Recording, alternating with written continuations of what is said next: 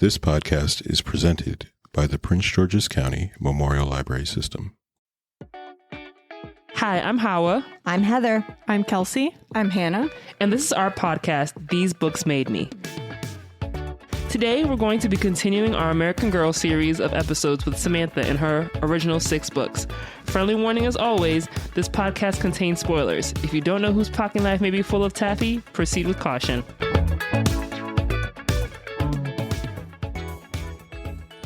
Okay, so let's kick it off with what did this book or series of books mean to you? Did anyone read these as a child? I don't know if I did or not. I thought I did, and then I was reading them, and I didn't remember much of anything except for that her grandmother's called Grandmary, and I remember all the clothes. Otherwise, I do not remember anything that happened in these books, so I'm not sure if I just remember looking at the catalog or if I actually read the books or not.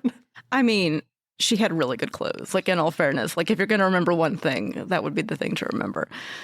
I read them as a kid, and when I went back to reread them, I'm I remember nothing. And then I started reading them, I'm oh, yeah. And I'm okay, that bit struck me at the time. And, there's her angels and her stocking that she ripped and, the misadventures with the boats. So, yeah, they kind of came back to me, but I did not know I would remember as much as I ended up remembering as I went through them. I don't even remember the concept of me knowing about American Girl dolls as a kid or the books or anything. So I possibly could have looked at them or seen them, but I don't know, maybe that part of my memory was just completely erased because I think over the past couple of years, I saw people saying, oh my gosh, American Girl dolls, I'm reminiscing on the books. I wonder if I can find them anywhere. And I'm just huh? So this was my first go around. So it was exciting. I definitely read all of these as a kid because Samantha was the doll that I really pined for, and she was my first nice doll. But yeah, it was vague recollections. I remember Grandmary existing. I remember Nellie existing. And then beyond that, it was very blurry. So rereading it was interesting because it was almost like a deja vu sense. It wasn't so much a familiarity. It was a vague sense of, I've done this before with Samantha. These would be really interesting to read for the first time as an adult.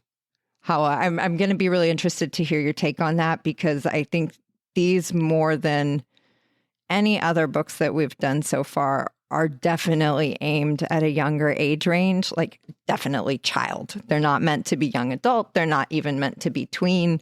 It's child. So they're not like the other books we've discussed where it's yeah, they're there's something that adults can kind of find value in. Didn't feel like that with these books at all, but I'll hold on to that for now. Great works of literature, they are not. But I will say that rereading these, I did find them, at least initially, more enjoyable than the Kirsten books, which I think is probably related to the changing authors within the American Girl oeuvre, which we can also talk about a little bit later in the episode. Hannah, do you want to take us into some of the context for American Girl that you were researching?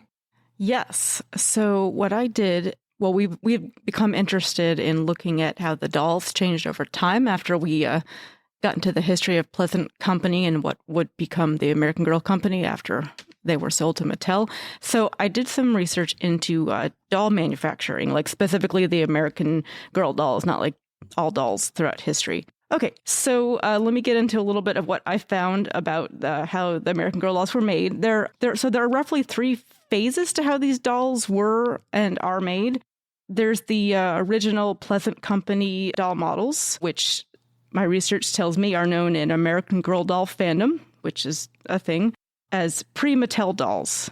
They generally have larger bodies than those of later models, with broader shoulders and larger feet. The vinyl they are constructed of is softer than how the vinyl is now.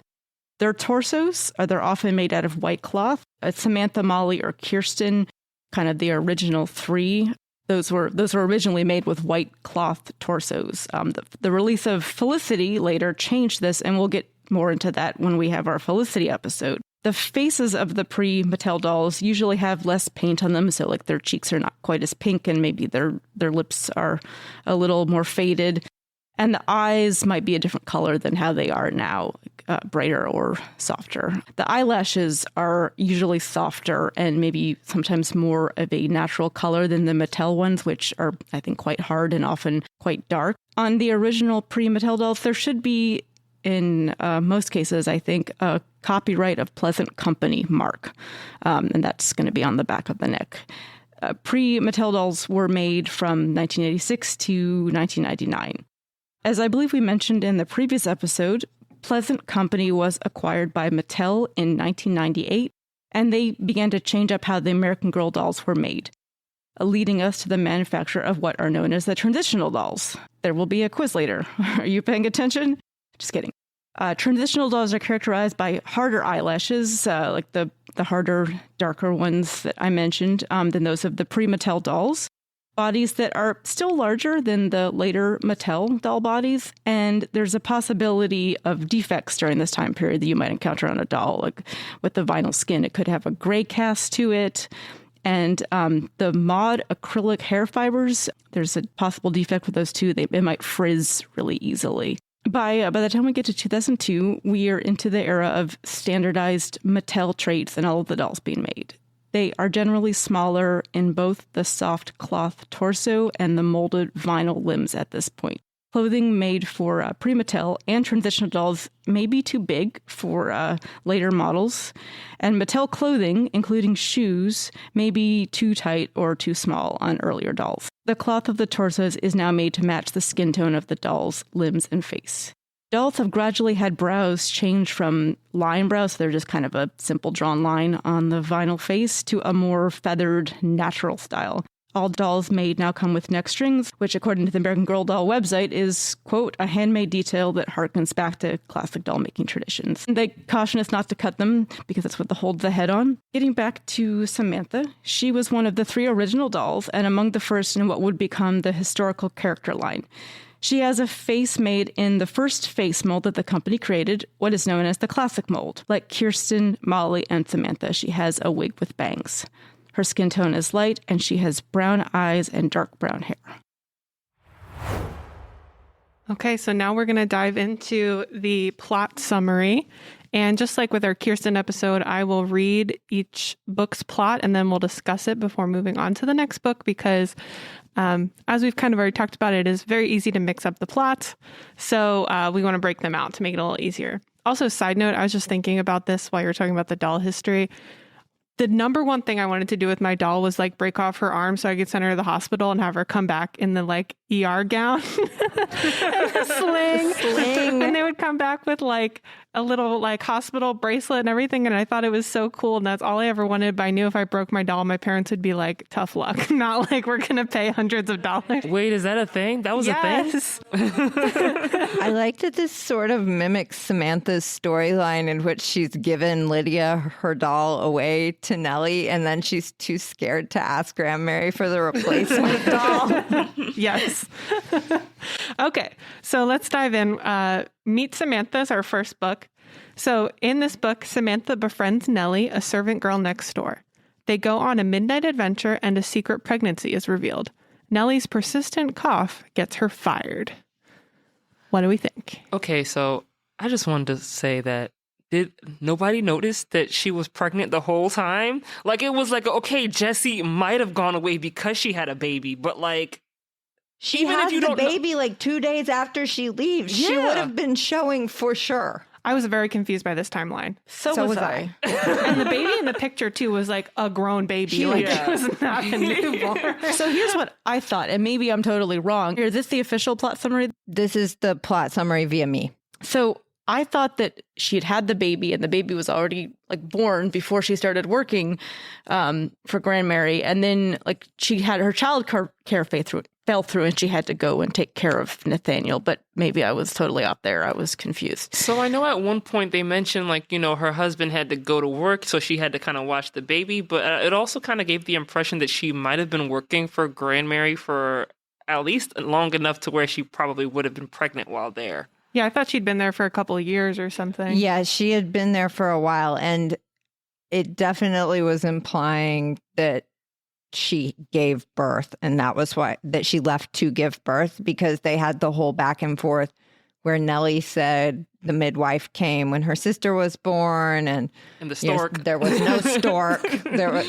So it was a very like strange reveal, pregnancy related workplace discrimination, but then also hint at birds and bees conversation. It was an odd path to navigate for this book. I found myself wondering like how many birds and bees conversations were sparked by this Samantha. And how many parents were like so mad that was the doll their kid picked, because then they had to have this conversation before they were ready. But aside from this timeline being very confusing and just weird, there was the part where they're all kind of hinting around, why did Jesse leave? Why is this happening? And everyone's saying like, oh, you just have to trust the grownups to know best. But Samantha says something that I really liked and I thought was probably really relatable for readers. I don't know what anybody knows. This frustration that you have when you're a kid where like everyone seems to know this thing and they have all this wisdom, and you're not being let in to even know what decisions are being made to be able to trust the final decision. And you're just being told you just have to let adults figure it out. You can't be part of it. I felt like that was really a relatable feeling for kids to see. I agree. I felt like this book did a much better job than the first Kirsten book of sort of establishing characterization for the main characters. I thought that it was a much more nuanced depiction of an actual child rather than here are things happening around this one person. There are a lot of timeline questions, though, that I have, like not just the pregnancy. This book, I'm very confused by the chronology of things.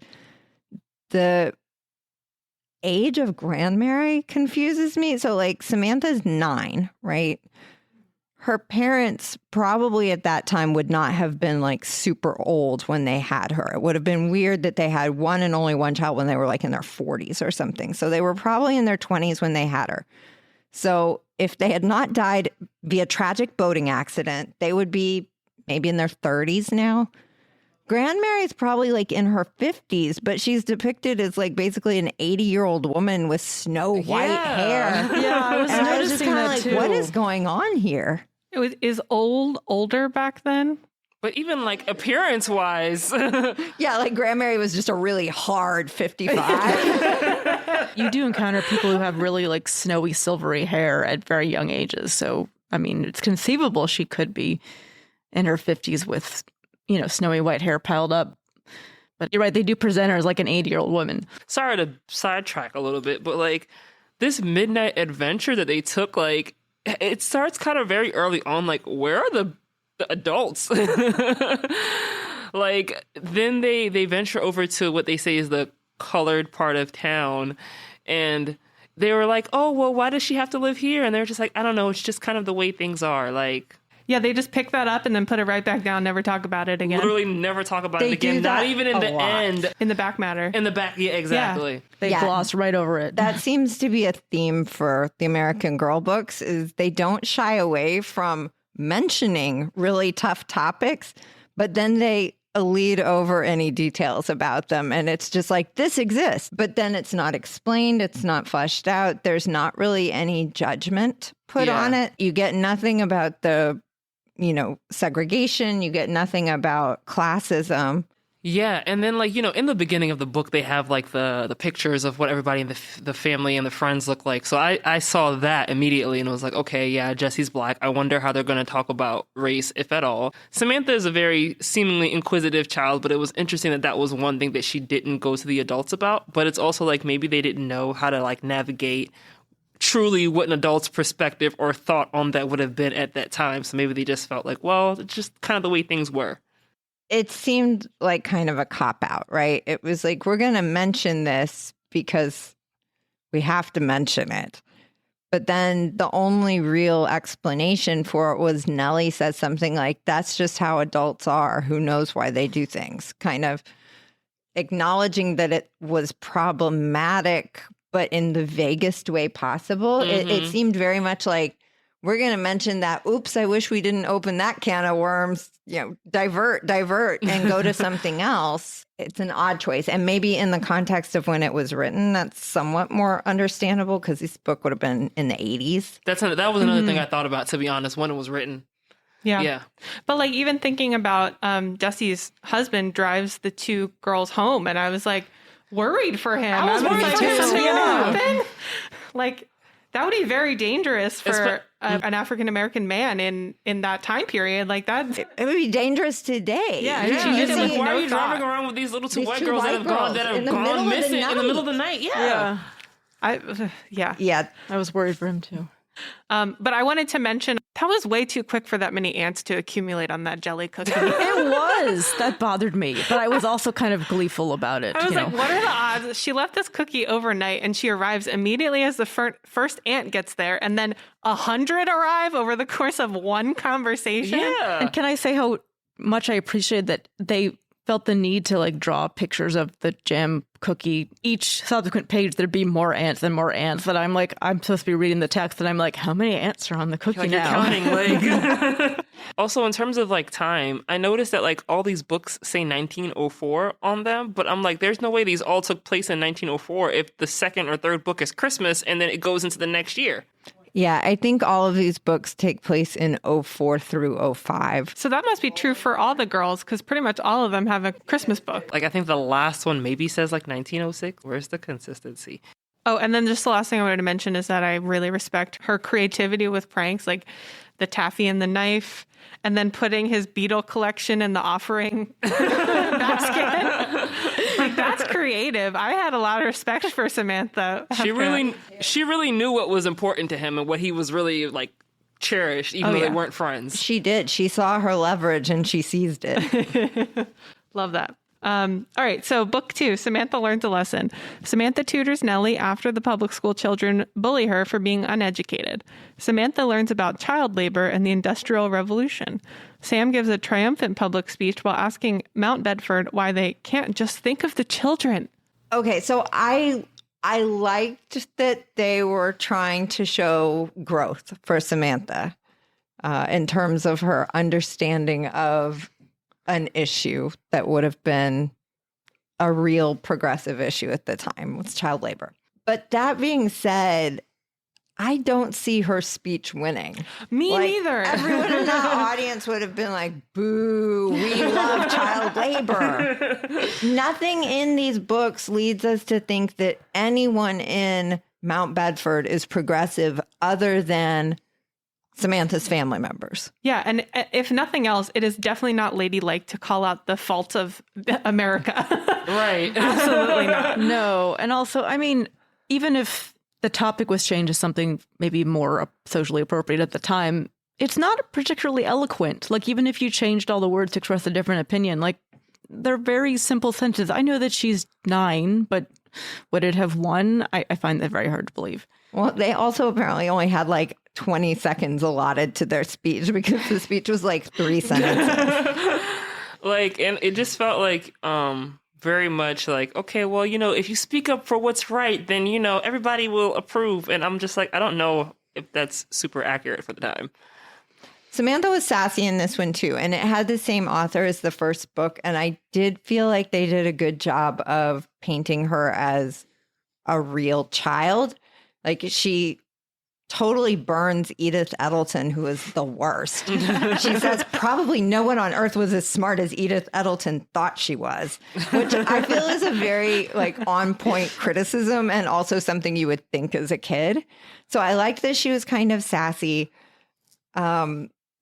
I liked a lot of the like weird details in this, like having to wear the flannels under her stockings because Grandmary thought that would keep her from getting tuberculosis. Mm-hmm. Which, it wouldn't, but it also just sounded awful to me. And I think we like all can relate to being a child and your parent making you do something that you hate, even if it's something that's good for you, like brush your teeth or take your vitamin or whatever it is.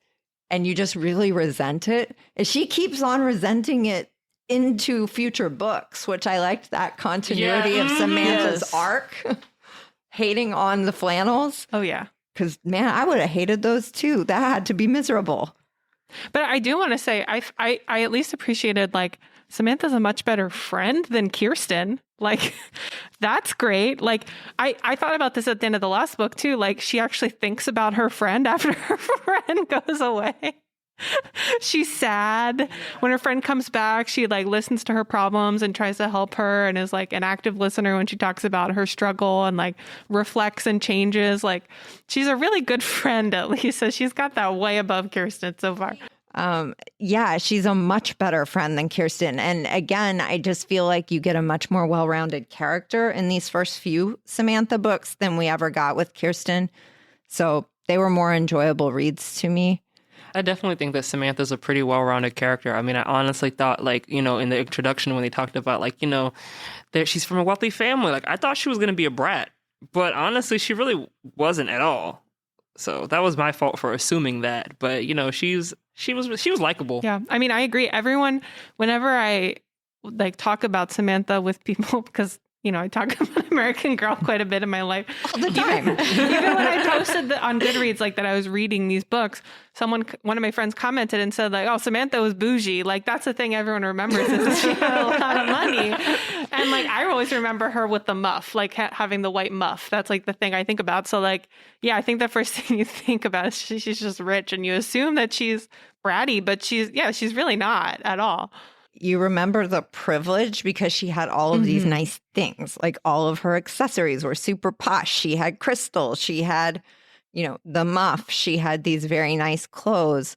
But I had forgotten that the books really sort of tried to establish Samantha, and maybe even more so Cornelia, as really pushing against the status quo on every level.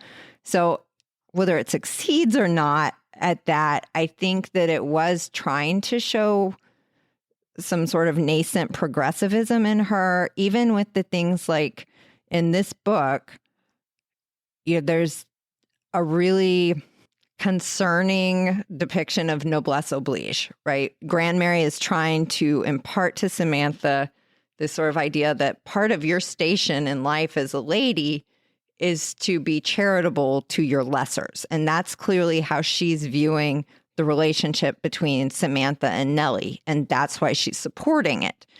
Because when Samantha says, why can't the other kids in town, why can't Edith play with Nellie? Well, you're not playing with her, you're helping her. You're not playing with her either. So it shows that, and it's clear that the book wants us to see that that's kind of gross. Like, that's not what we're aiming for here, and Samantha's doing something deeper and more nuanced. So I like that. I do wonder how clear that is, though, to child readers. Well, it makes me wonder if kids reading this book actually read the back matter, because I found this to be one of the more interesting ones of all the books that we've read so far, because most of them are just like, yeah, this is like the day-to-day life and this is what school was like. And it's stuff that's certainly interesting and good to know, but it's not like impactful in any real like grander scale. And this was really about how hard life was for the kids that worked in these factories, and they tried to go to work during the day and school at night, and there's pictures of them sleeping in school and they can't keep up. And I think if kids read that, they might have had more context to place some of the stuff with Nellie. But if they didn't, which I bet a lot of them didn't, you know, I don't know. I'm not sure. So there's the one part in the book that I may not be remembering correctly, where Grand Mary is talking to some other adults from town, and they're just asking her, like, you know, why she's basically letting Samantha run around with that servant girl. And I know that, like, Samantha kind of says, like, she can see that Grand Mary's kind of, like, annoyed with the question. Did she convey it kind of like, yeah, she's doing her a favor or something like that? Like, she's doing good. That's what she said, right? Or something like that? Yeah. Yeah. It did make the, like, Grand Mary's point of view kind of confusing, because on one hand, she's, like, defending, like, Samantha should hang out with whoever she wants to. And, like, those children, like, I brought them here. I'm, like, supportive of them. And she seemed like she wanted Samantha and Nellie to be friends. And then later it's like, oh, you're not friends. But Grand Mary's kind of whole perspective was like, I'm doing this as charity. Like, I'm bringing them back as charity. But I do think there was some, like, confusing perspective there on Grandmary's part of like what she actually wanted out of Samantha and Nellie's relationship. And that seems to be a through line for Grandmary in the stories, because it was like that with suffrage too. You know, she does this sort of double down on the old ways, but then she's easily brought around to the more progressive stance. And so maybe the take home is supposed to be that, you know, at core, Grandmary is a good person and she can sort of be moved to what we would consider a more modern viewpoint, because that's like already in her heart to do so, even if she kind of toes the party line and says the right thing. With Grandmary, it's maybe more so, well, you know, once presented with new information, she's willing to kind of see a different side, even if it takes a little bit, which it does come across as kind of realistic in a way, though I will say that sometimes it did seem a little fast paced, but I'll wait till we kind of get to that part. They put some really extreme things in these books. We saw this with Marta dying right off the bat and Kirsten of cholera. This one includes a description of a child being scalped by a machine in a factory. Oh, yeah. I remember that. That stuck with me. I mean, I think on some level, I'm like, that's great, because it really drives home. This was very bad. Like, the children in the factories had it very bad. And then definitely the back matter in the books, that's the nonfiction part, sort of emphasizes that. But it's a bit surprising when you get to it, because the books very much read as though they're written for a second grader. And then it's like, oh, child got scalped by machine. Right. Nellie's just matter-of-factly telling Samantha about this. And then on the next page, you see Nellie next to the machine. And it's just like, well, now I'm looking at this machine and I'm imagining a girl's head being like... Well, and it's like, you like, oh my God, never get anywhere close to talking about race, but we can talk about a child being scalped. That's fine. You know, like... No big deal.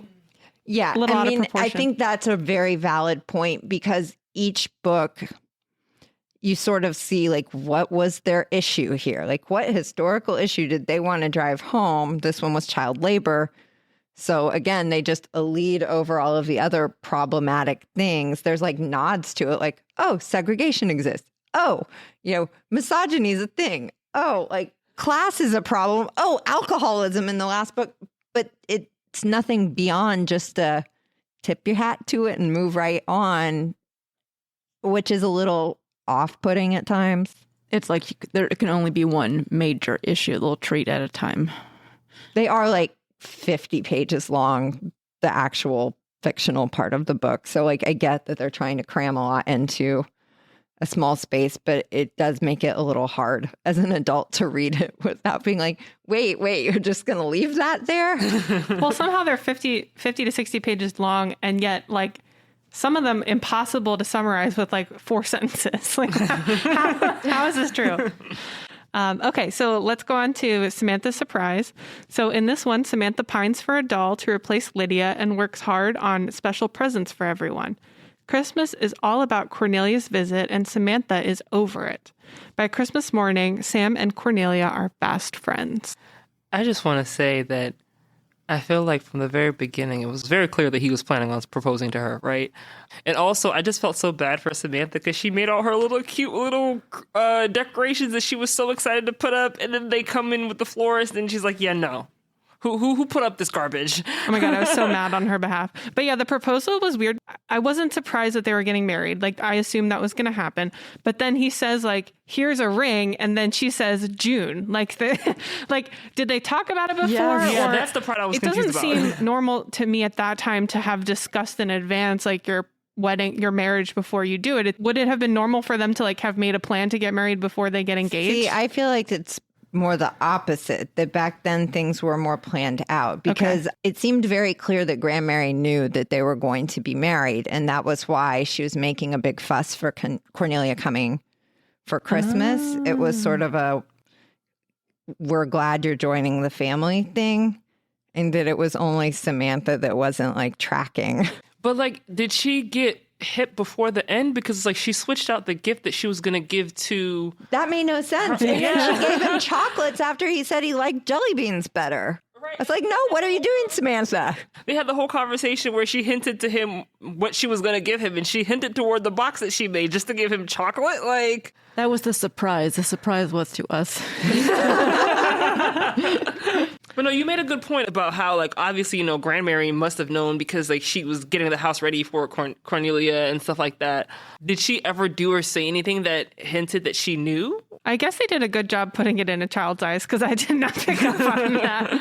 Emmy mentioned this in the last book, and now I can't stop thinking about is the doll marketing hidden within these Yeah. Oh, yeah. I thought about it a little bit with the Lydia thing, but then Nellie gave it away, and I was like, okay. But then this was like pure, like, isn't it nice to have a nice doll with smooth skin and like pretty eyes? It was like very much, you need an American Girl. In fact, you need 2 American Girl dolls. And then later, the next book, she has like a doll birthday party. And I was like, wow, they're really just driving this home. Like, this is happening. Yeah, the Samantha ones went really hard on the marketing. I felt like with like all of the accessories, because as I'm reading, I was like, oh, I remember this accessory. Oh, I remember this dress. I remember much more so even than with the Kirsten doll. Like, I felt like they gave a lot of attention to, we're going to describe the petit fours and the crystal that's used for her birthday party because you need these. Also, it was interesting because, they happened to stop by the toy store on their way back home.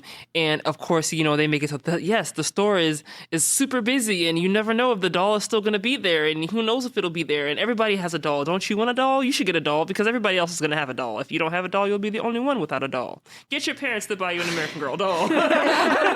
Totally. That whole thing about the Schofield's toy store was a very like FOMO about dolls. Yeah. Like, I was reminded when you said that about the marketing just now, how I just finished, when I finished reading Happy Birthday, Samantha, which is clearly one of the older books, I went to the back and there's a tear out postcard with no postage necessary that says, I'm an American girl who loves to get mail. Please send me a catalog of the American Girl Dolls collection for both yourself and a friend. So I'm like, okay. it's like an American Girl pyramid scheme.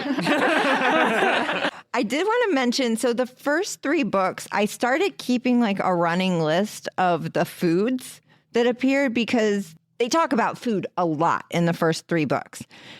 And then that just sort of vanishes for the final 3, which were written by a different author who apparently doesn't care about food. But can we talk about Samantha's diet for a moment? Absolutely. So here is my list of foods that appear in the first few books. Gingerbread, jelly cookies, random cookies, cakes with pink frosting, lemonade, sugar cookies, hot cocoa, taffy sticks, caramel squares, cinnamon drops, licorice ropes, mince pies, pound cake, peppermint drops, cranberry sauce jam, tea sandwiches, truffles, jelly beans, sugar wafers, lemon drops, honey sticks, plum pudding. It just goes on, and it's all sugar. Yep. Well, they said at the end of the book in the back matter that it was a sign of success in that time to be plump. So I'm not even like, it's not even a weight thing. I'm just like, does she get any non-sugar calories? Like, her diet is appalling. Samantha goes to the dentist. Yes, she has no teeth. the other thing that bothered me in this one is Uncle Guard makes that joke about like the 3 clues to what her gift was. And it has notes. Bound. Okay, bound is the one she didn't get. So he says notes, play, and bound. And then she opens it up and it's this music box that has music, sheet music in it.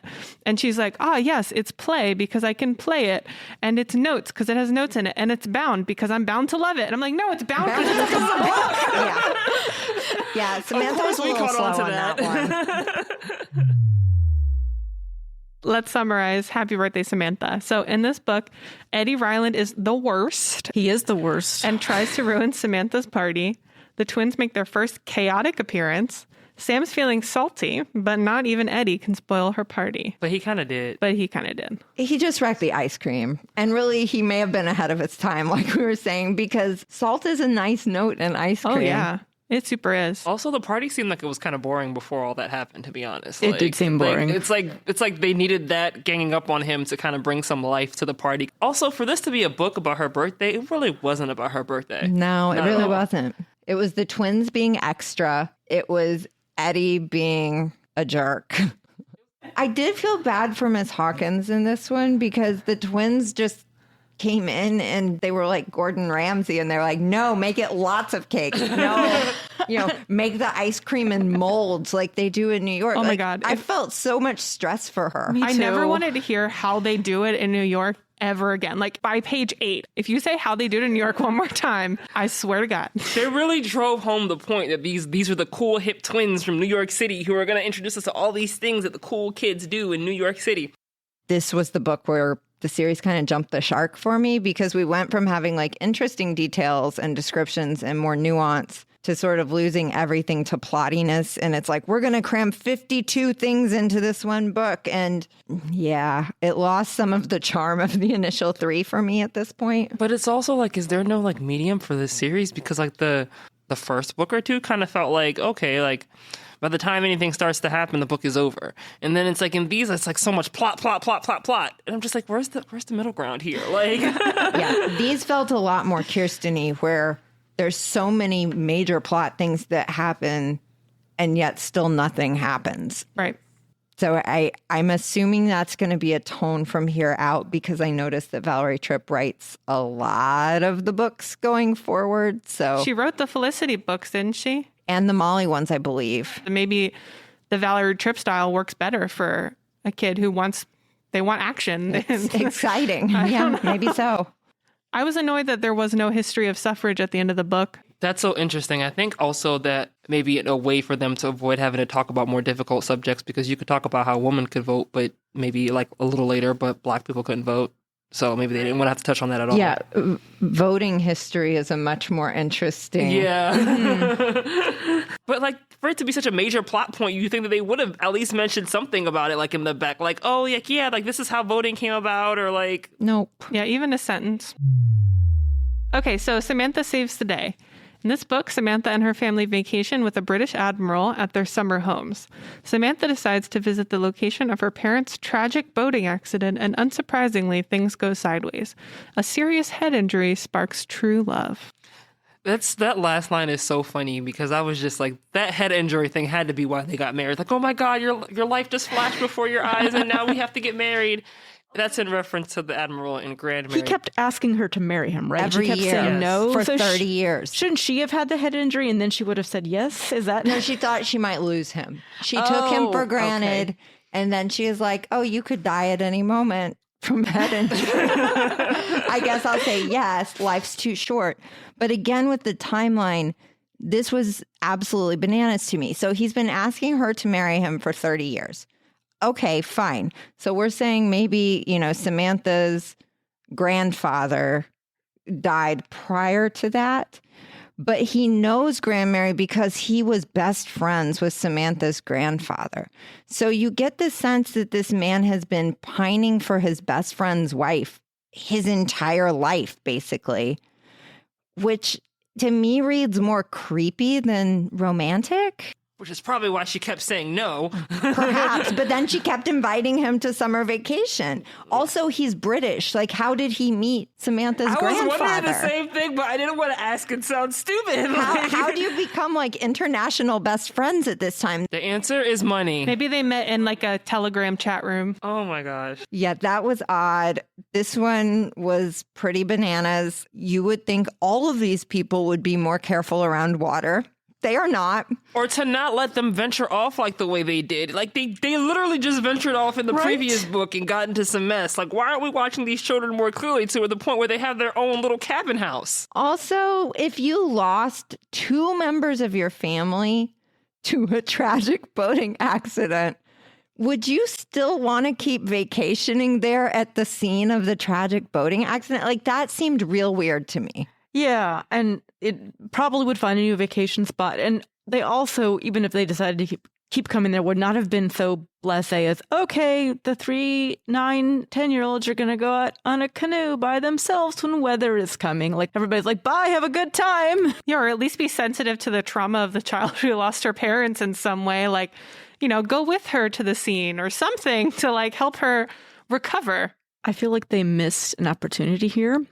They should have had her been called there by her parents a ghost, and then she could have had like a touching moment where she speaks with her parents' ghosts, and then they save her from drowning, and that would have been a whole different story. But I will say that I think that this might have been one of my favorite of the series. Really? Maybe. I liked the idea of, oh, they find the sketchbook with the drawings and we want to go see what these places look like. But I thought it was kind of like nice and sentimental. Like, you know, this is all I have of my parents and I kind of want to feel connected to them. I thought that the sketchbook and the illustrations, when they actually got to Teardrop Island, the illustrations were just beautiful there. They're some of the most beautiful in this series, I think. Yeah. Okay, so the last book in this series changes for Samantha. Sam moves to New York. Nellie and her sisters are orphaned, robbed by their alcoholic uncle, and sent to live in an orphanage. Sam rescues them and hides them in the attic until a mean housekeeper snitches on them. Everyone gets adopted by Guard and Cornelia. We didn't hear anything about Nellie in the past couple of books, and then now she's kind of just like randomly brought back up. But this was just really sad. Yeah, Nellie loses both of her parents to the flu. She's now caring for her younger siblings. And then we immediately move on to an alcoholic uncle robbing them, leaving them in a tenement to starve, and then child labor in a flour making cottage industry factory. Basically, I felt like we've come totally full circle to Tree Grows in Brooklyn again. Because it was like, wait, they're making flowers in this tenement. And like, oh no, there's an alcoholic Irishman. All roads lead back to Betty Smith. Yeah. This was done less well than Tree Grows in Brooklyn. And then she went looking for him, and she's like, yeah, do you know Mr. O'Malley? And he's like, yeah, there's plenty of O'Malleys around here. She's like, Mike O'Malley. And he's like, what do you want with that hooligan? There's definitely only one Michael O'Malley. Right. It was the fact that like O'Malley was too vague, but Mike got you there. I also just wanted to mention that in the Friends and Family section, Nellie is put back in the 6th book with her sisters. But also it says that Grandmary, her description is Samantha's wealthy grandmother who lives on a yacht. Like, why do we need to, like, that's not really important facts to know. Especially because she's not even, she wrote a letter, but she's not in the book.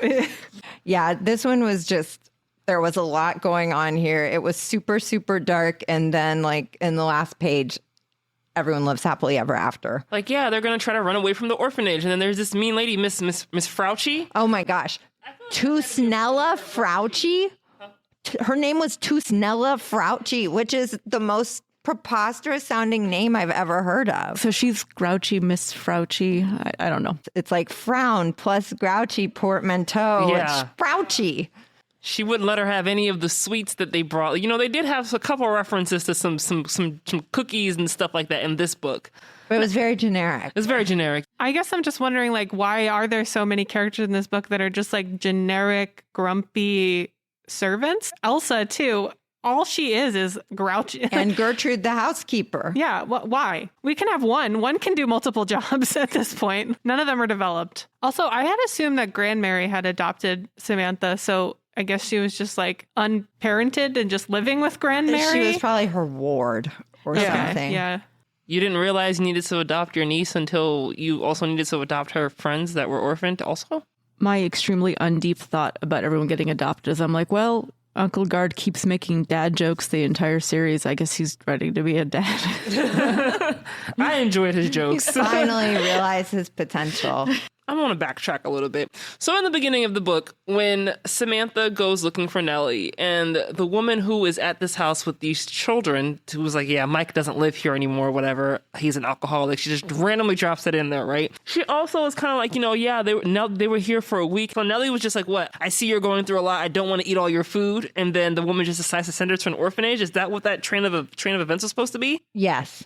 I think that was it. Is it showing that Nellie is way too old for her age and is realizing us being here is making this family go without. So I'll make the sacrifice and say, we can't be here anymore. And then the woman took them to the orphanage, which was, I guess, the only place they could go. I don't know, but it wasn't like fleshed out at all. It wasn't. And I think that that's a missed opportunity for sure. Plus, Nellie gets her own spinoff, so She can reclaim her story. I did see that at the end of this book, and I was like, okay, I didn't think I was going to be so invested in this, but I actually want to know more about Nellie. So yeah. And the description's kind of threatening at the end of the book. Nellie's finally found a home, but her mean Uncle Mike hasn't forgotten about her. Oh, no. Oh, dear. That's scary. But this is more of the like Nellie as character from like Les Miserables. I feel like she's about to like go full Cosette and like burst into song, Castle on a Cloud. And then the like mean, menacing uncle who's like one of the Thénardiers or something is just like going to show back up and mess everything up for her. I don't know. I'm also more invested in Nellie than I should be at this point, probably. Honestly, she was like probably the most interesting character. Each episode, our intrepid researcher will enchant us with scintillating factoids related to our book. It's time to dive in and explore Ella's ephemera. Hi there, everyone. I'm Ella, and this is my ephemera, the part of the podcast where I tell you about some of the neat things I've learned while doing research. One thing I love about the American Girl book series is that each girl introduced prior to 2010 has her own clearly defined historical time period. That is, of course, except for Samantha. Samantha was originally marketed by both the Pleasant Company and, later, the American Girl Company, as being from the Victorian era. However, Queen Victoria died in 1901, and the series didn't begin until 1904. Speaking in British terms, it's Grand Mary whose mindset sets the tone of the series. But as the series progresses, her attitude, social airs, and fashion shifts towards the Edwardian era. We can see this during the exploration of class issues between Samantha and her best friend, Nellie. As a child of immigrants and a servant girl, Nellie would have never been adopted by Samantha's relatives, as it was considered in very poor taste for the rich to deal with the impoverished in any way. It was unimaginable that anyone in Samantha's family would have thought of Nellie as possible equals, or expressed concern for her station in life beyond pity. But not only did Nellie become part of Samantha's family, she earned her place as the first American Girl best friend. Thanks for joining me on this deep dive. I'm Ella, and this was my ephemera. Okay, so we wanted to circle back to a little bit of broad discussion about Samantha as a series. One of the key elements of this is her being an orphan, and that's a pretty common literary trope that we see in books. So I wanted to talk about why this is so common and whether we think it works here. We have Samantha as an orphan, and then we later have Nellie and her two sisters. So 4 orphans in the course of 6 books. I have a quote from Anthony Horowitz, who writes the Alex Rider series, and he said, "What it does is it puts children into a world in which adventure can happen, but that's not just a plot device. It absolutely goes to the heart of what children's literature is about." Parents are always getting in the way of adventures that children could have. That's exactly what I was going to say. It eliminates the parent problem. Mm-hmm. Yeah, you do have sort of the dichotomy of Samantha as the idealized orphan, where that's best case scenario, right? She has a loving family of origin. She's provided for. She has everything she could want. And it really does just serve to remove impediments to action in the plot as far as Samantha goes. And then you have worst case scenario with Nellie and her sisters to the extent of going to the abusive, horrible Dickensian orphanage to make it stark how bad life was for a lot of kids during that time, or just how hard it was in general. Yeah, I mean, you see that with Nellie and her sisters. There's the malnutrition, there's the child labor. I mean, and the parents, like they both die of flu. And I was thinking about this earlier when they're talking about how her parents died. They died of flu, and this is 1904. Like, this isn't even Spanish flu. This is just like they had a run-of-the-mill flu, and both of them didn't make it. And, you know, there probably wasn't an emergency room that they could go to get treated for that. Not having the parents there adds to the adventure aspect. It almost kind of makes me think of, like, you know, how early we were talking about every time something would happen, we'd be like, well, where are the adults? It's like almost like the parents being there just gets in the way of them doing things. So we just don't talk about them, don't mention them. On the one hand, with Samantha's, it is more the literary trope. It's a plot device. It puts her into perilous situations. It puts her into more madcap adventures with her friends because there's no parental barriers. Whereas with Nellie's, it's maybe because these are works of historical fiction that are supposed to be instructive about a time period, that they make the choice to orphan Nellie and her sisters to illustrate a particular issue during the early 1900s. And lastly, wanted to talk about why we think these books appeal to kids and whether we've learned anything new about American Girl as a series in terms of its appeal to girls from adding Samantha to the list of books that we've read in this canon. I think the madcap adventures that were mentioned are maybe a big part of the appeal because, like the Kirsten books, they are light on substance. They are kind of the rice cakes of books. But, we still get to be like, hey, Samantha's going in a canoe with her friends, or Samantha's hiding orphans in her attic. Like, there's something, I think, that appeals to, kids of a certain age about that. Yeah, and I think we already talked about this a little bit, but we all kind of remember the materialism of this. Yeah, totally. I think this is the book where they really figured out the formula of here's how we bring in all this stuff that you can buy and make part of your life and make kids really want to envision a life where they have their own doll that they can match with and have adventures with, and that you need a doll in your life to be happy. So I think that's a big part of it too. But I also, like I said, I think at least the first couple books in the series, I really felt like Samantha was a much more developed character than Kirsten was. And I think I could really see her being relatable to kids in a way that maybe Kirsten felt a little detached. And obviously I still liked Kirsten for a lot of reasons, but in terms of someone who understood what it's like to be a kid, even if the time is 100 years removed, there's still some relatable elements that I might be able to trace. Yeah, I agree. I felt like Samantha was more aspirational than Kirsten, probably because she seems to have more agency and also more personality.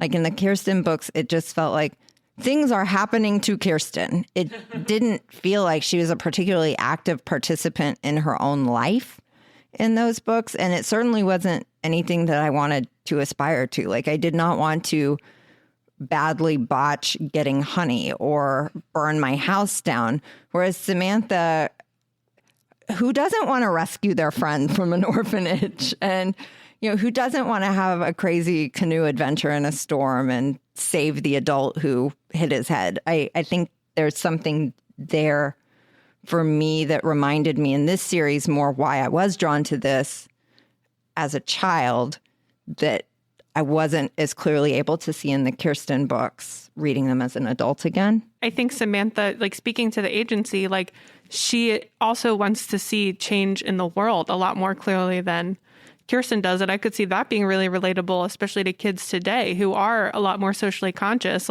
Samantha, I know we've talked about there are a lot of flaws in the, social issues that they bring up, but the ones that they do tackle, Samantha really supports those causes and believes that there can be a change and actively tries to make change, with her speech about child labor or wanting to teach Nellie so that she can catch up, or, supporting Cornelia in the suffrage movement. She's a part of it and part of this global world in a way that Kirsten is very detached from. I wanted to build on what Heather said a little bit about rescuing your friends. There's maybe part of the appeal is there's the fantasy as a child achieving something kind of real and significant, like rescuing your friends or helping your friend learn how to read, or saving the admiral. These are not things that 9 and 10-year-olds generally do. So maybe as a kid, there's a certain joy in thinking I could do something that the adults would applaud me for. I'd make a real difference. I think maybe that's part of the wish fulfillment of these books for kids.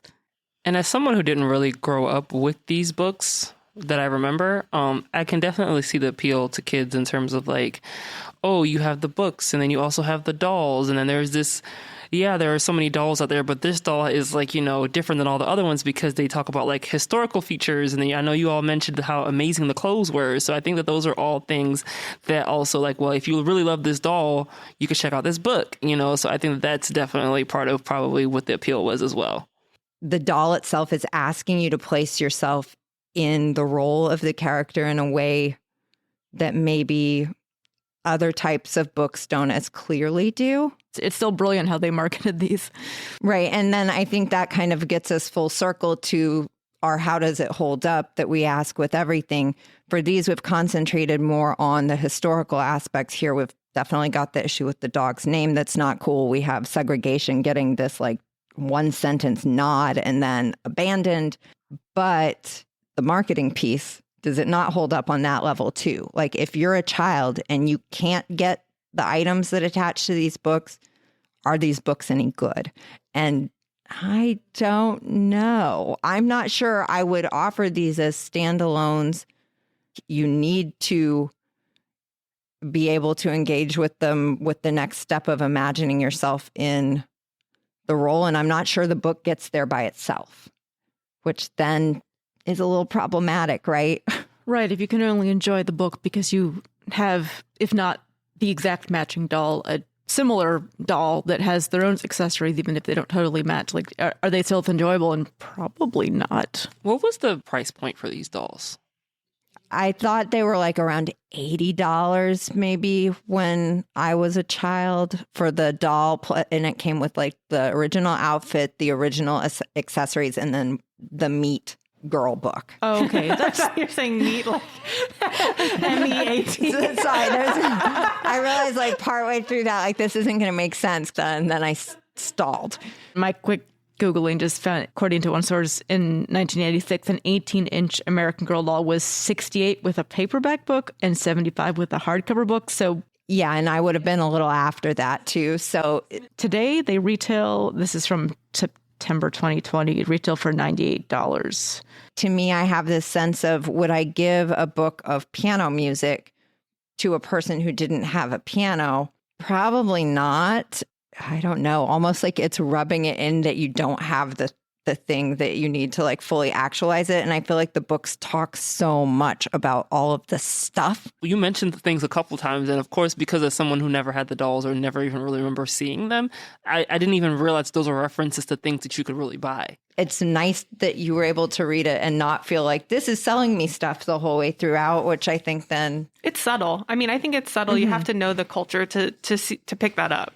Like certain things, yeah, like I still notice, like, oh, okay. But for the most part, I didn't really pick up on it as much. So that was kind of... That makes me feel better about the books, I guess, because I really was kind of leaving this as like, oh, no, this is a very over-the-top marketing ploy. Maybe I would not recommend these to anybody. Yeah, I know. I mean, one thing, though, that I have heard of some libraries doing is like having an American Girl doll lending library.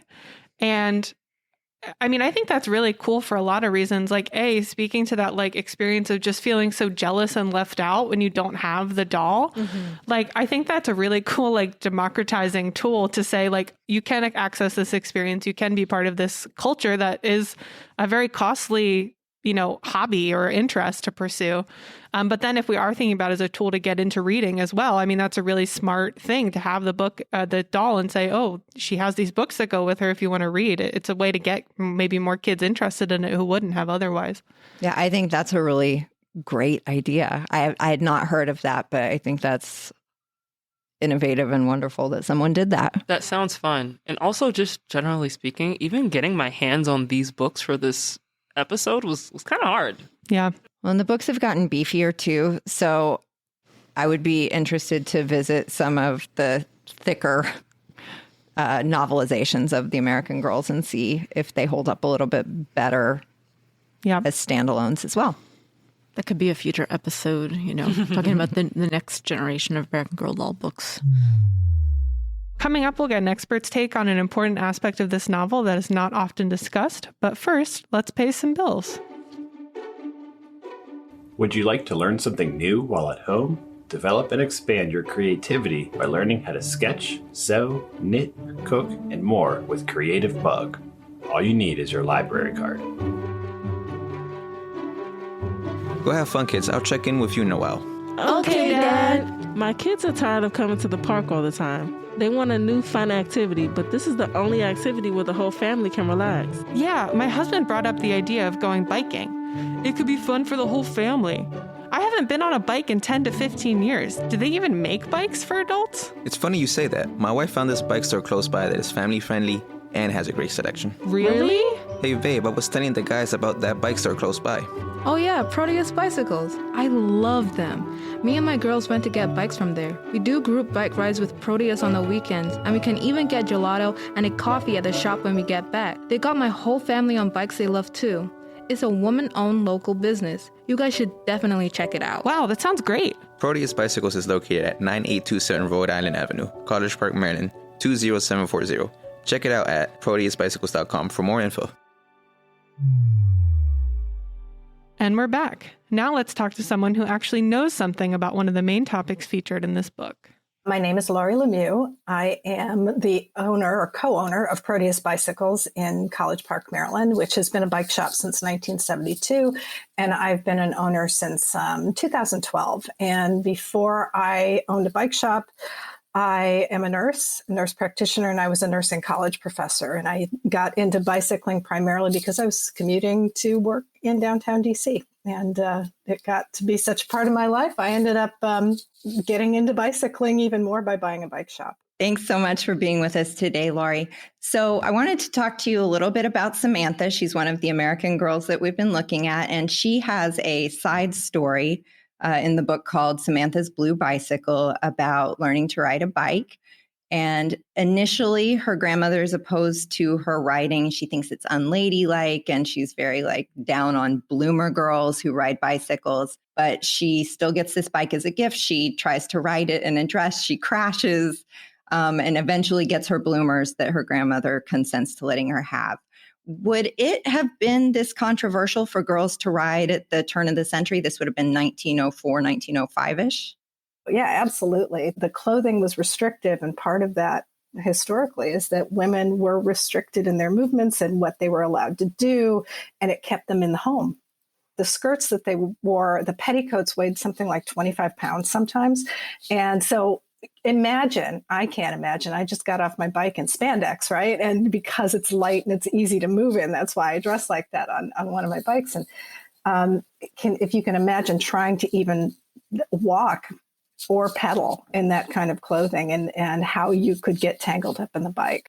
In the nonfiction part of the text, they talk about women referring to bicycles as freedom machines because they weren't allowed to drive. So how did bicycles factor in with women's liberation? Do you think that there's a connection between the two? So because women started riding bicycles more, they were able to get out of the house without chaperones. They also realized that they couldn't ride in these ridiculous clothes. So they stopped wearing the ridiculous clothes, and somebody invented the pantaloons, which then became called bloomers, which actually is somebody's name. It was named after somebody named Bloomer. And so they started wearing the bloomers, shorter skirts with splits in them so that they could move around. And so this got women out of the house. And so it factored a big factor in their freedom, their liberation, and getting out and further education and the suffragette movement and all of the things that got women to where they are now. So would a girl like Samantha at the turn of the century have had any role models for women in cycling?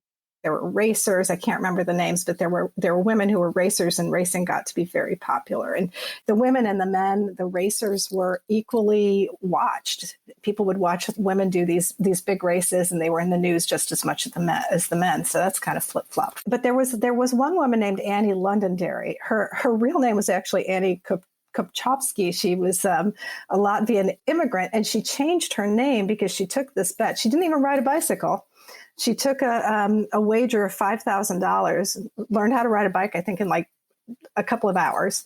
And it took a $5,000 wager to ride around the world. And she changed her name because one of her sponsors was the Londonderry Sparkling Water Company or something like that. So she changed her name for the trip. She's mother of three, 100-pound, tiny 5'3" woman. And she rode around the world, and she made her wager. She actually earned $10,000 to ride around the world on a bet, basically. She's on this 42-pound bicycle, and she started it riding with a corset and the high collar and all of the clothes, the long skirts and everything, and eventually realized that was ridiculous and was going to give up. So somebody sponsored her with a lighter bicycle, and she started wearing bloomers and made it around the world. We're back to the bloomers, but it's full circle.